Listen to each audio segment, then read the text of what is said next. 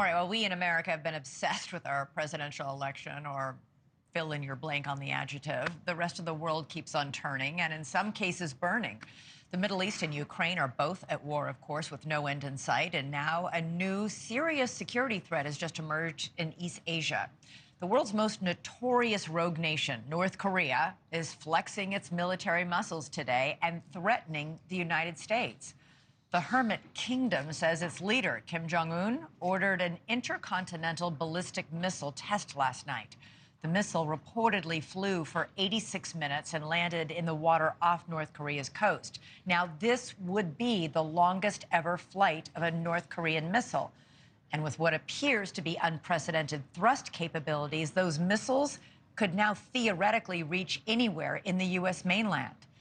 The timing is notable. We are less than a week away from electing our next president of the United States, and the U.S. announced today it has confirmed that there are 10,000 North Korean soldiers in Russia.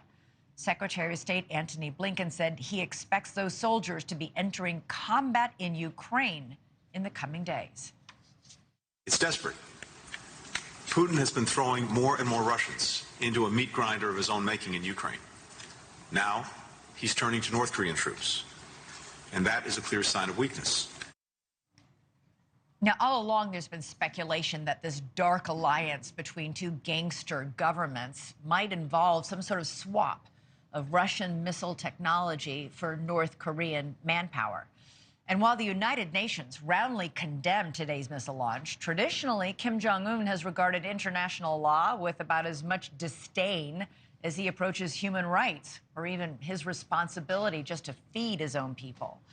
If anything, I guess we should be grateful that this particular dictator is not a religious fanatic fixated on martyrdom, but instead a man with secular tastes who loves NBA basketball, Hollywood movies, and fine cognac. Joining us now with more is former U.S. Ambassador to NATO Kurt Volker and retired U.S. Air Force Commander and military analyst Major Glenn Ignazio.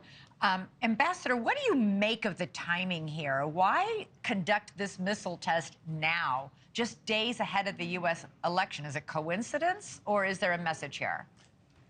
Well, it's clearly a message, and in fact, I would say there are multiple messages. One of them is that this North Korea-Russia partnership is real. So yes, North Korea is not only providing troops, but they're providing the bulk of Russia's artillery, the shells, for Russia's war against Ukraine, and they're getting something in return. They're trying to make a point before the election that, hey, we're still here and you have to deal with us too, and we can threaten you. It is a point about weakness of the current administration and basically a threat about this period between the election and inauguration of the next president. And it should remind us, too, that it's not only North Korea and Russia, but also China buying goods and providing liquidity for Russia, and Iran providing technology, drone technology for Russia as well.